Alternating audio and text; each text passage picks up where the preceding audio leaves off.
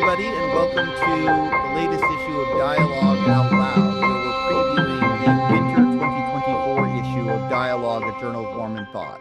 I'm Taylor Petrie, editor of Dialogue, and I'm happy to welcome all of the other editors of Dialogue here to talk about the content in their section. We've got a special issue for the winter issue, which is on the family in Latter-day Saint culture and thought. And we've got great content in all of the areas that we are previewing this time on that topic. Not every single thing is on that topic, but many are, and we're really excited about that content. Let me start by previewing the articles that we have in this section.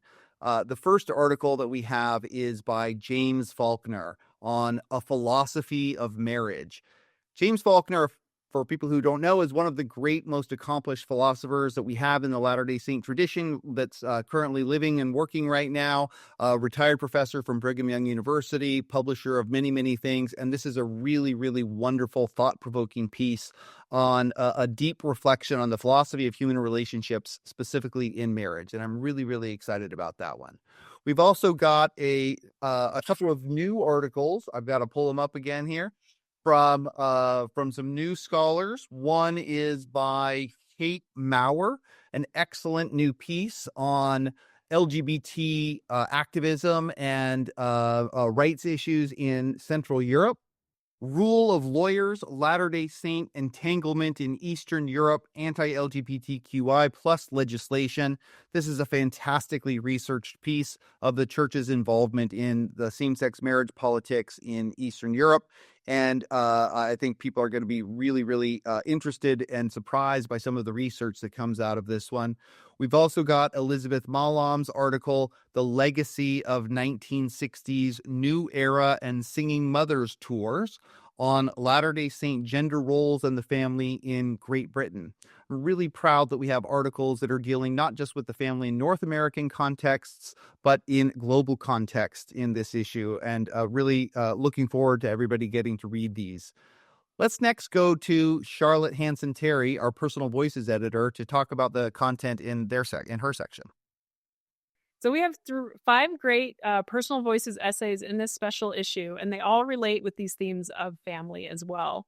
First, we have one by Tammy Groundsel titled The Shape of My Family, where she looks at the shape of her family and her experiences of giving up a child for adoption, and then her experiences and feelings decades later as well when she found out about his suicide. She looks at how families change shape and the importance of having soft edges to them, as she says, where space is shared and family is more expansive. This is followed with a piece by Oliver Alden titled Bringing the Yankee Home, a Gay Mormon 3 Decades On. And in this piece, he builds on a piece he first published in Sunstone in 1995 about the revelations he has received in his life, including the one about the love of his life after he had died, and his experience over the decades since then of seeing his love as his guardian angel, and that he would spend eternity with him. This is followed with a piece by Aubrey Johnson titled Magic, Memory, and Mother Earth. This explores her connections to the women in her family, Mother Earth, and divine femininity.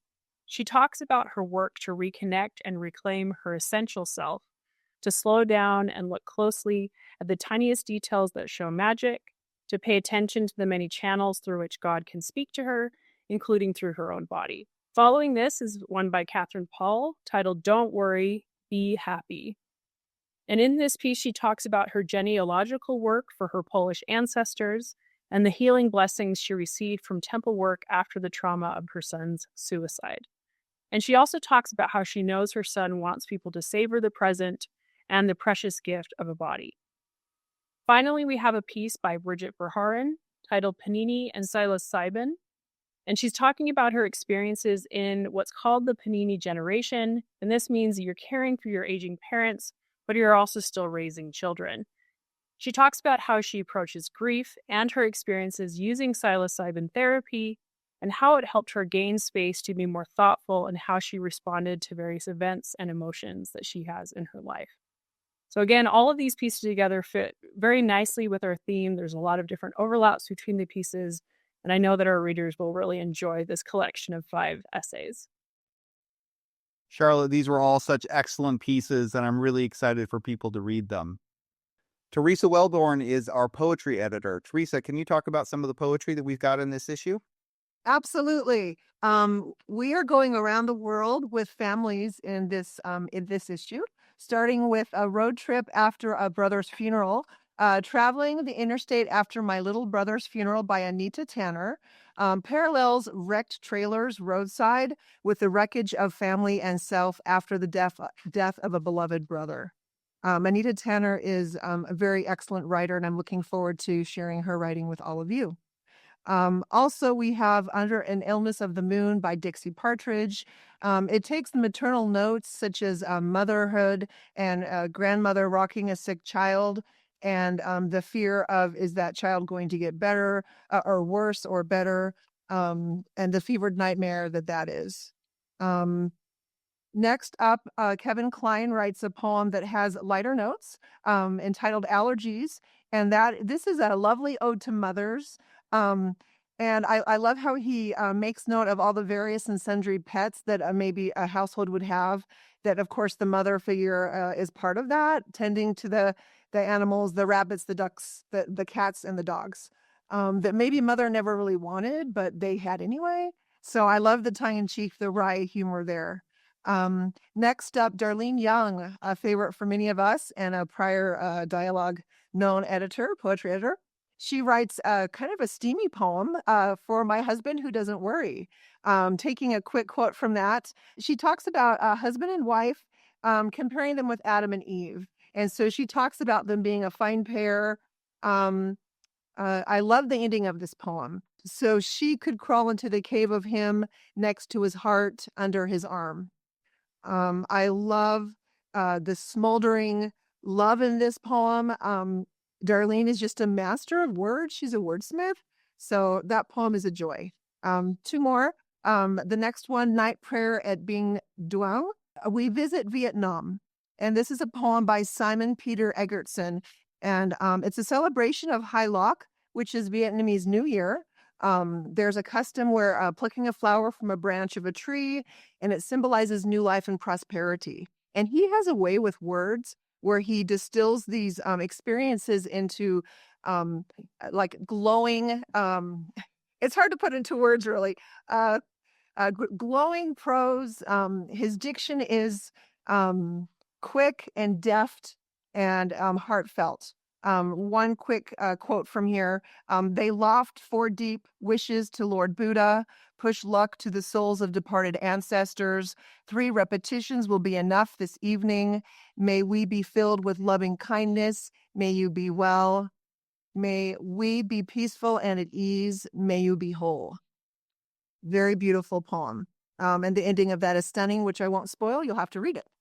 The last poem is another one by Dixie Partridge, and this is a gem. Each one of these is so brilliant, but this particular poem expresses a longing, and I think those of us who are middle-aged and are getting older in years, this can resonate as she talks about being out with her grandchildren, and then she kind of goes back in time to times with her own children.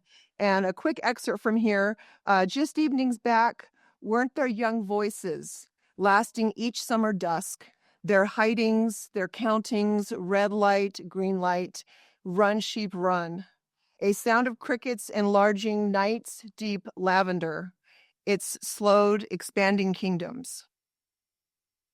That's it. Teresa, we're so lucky to have so many fantastic poets that contribute to dialogue and so many that contributed to this special issue on the family. Thanks so much for sharing those ones. For our fiction section, we've got a wonderful short story by legendary author Karen Rosenbaum titled Subjunctive Cases. Karen has done a lot of great work for Dialogue and other organizations over the years, and we're really excited about this story, which explores her character Laurie's struggle with faith, mortality, and connection as she navigates her father's cancer, her strained marriage to Dennis, and memories of Paul, a once influential figure from her past. Laurie's pragmatic present contrasts with her nostalgic longing for the certainty and idealism Paul once represented. Through fragmented reflections, the story highlights the fragility of relationships and the enduring impact of unresolved emotions. Check that one out in this next issue as well.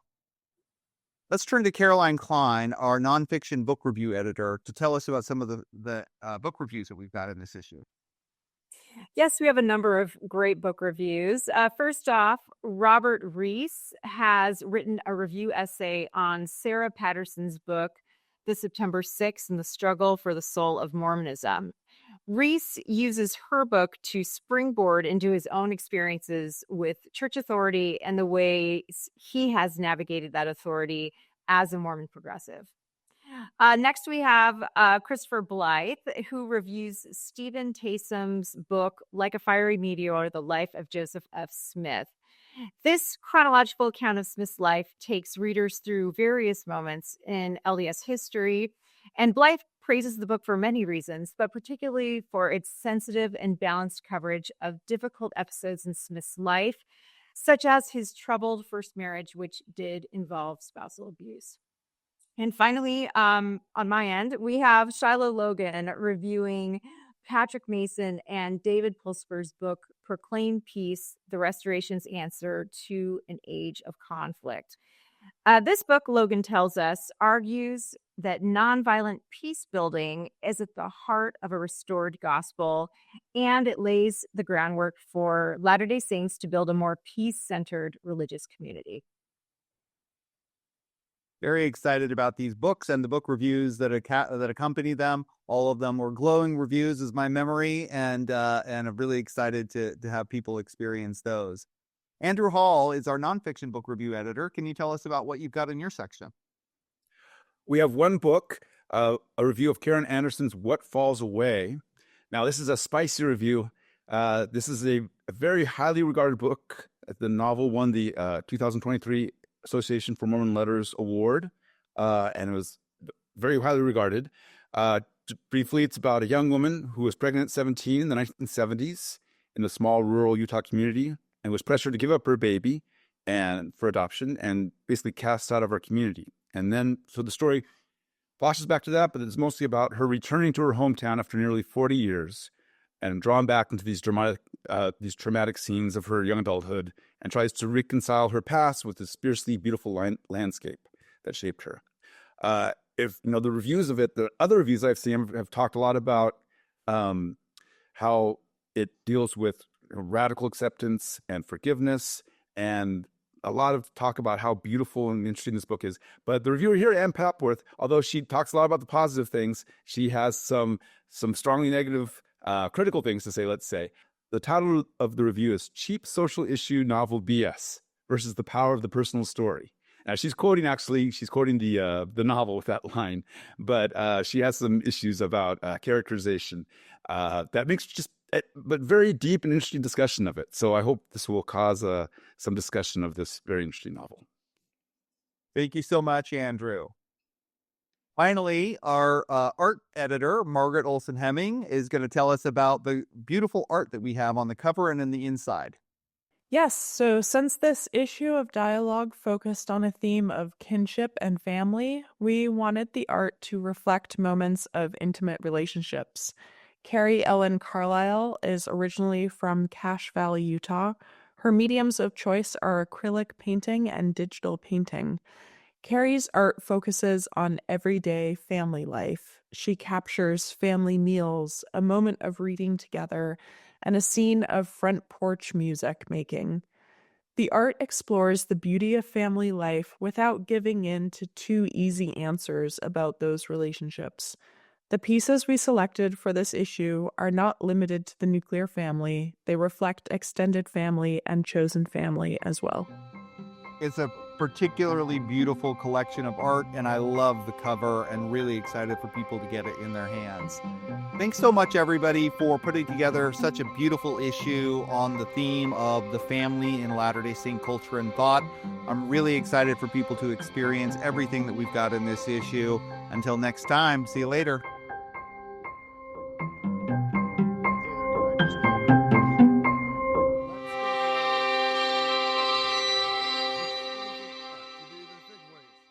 Greetings. Greetings. My name is Rebecca DeSchweinitz, and I'm thrilled to serve as a board member at the Dialogue Foundation and as one of the hosts of Dialogue Gospel Study. In each episode, which we record live the second and fourth Sunday of every month, we welcome esteemed speakers from a variety of backgrounds to share their insights and perspectives on the Come Follow Me lessons. Our aim is to spark meaningful conversations about the scriptures, to connect them to our personal experiences and to our understandings and explorations of the gospel. To stay in the loop with our upcoming lessons and this opportunity to engage with Mormon thought, culture, and belief, be sure to visit dialoguejournal.com and sign up for our newsletter. By doing so, you'll receive updates and timely links to join our live stream lessons. Additionally, you can catch up on our past guests and episodes by subscribing to Dialogue Journal on YouTube, Facebook, or wherever you listen to podcasts.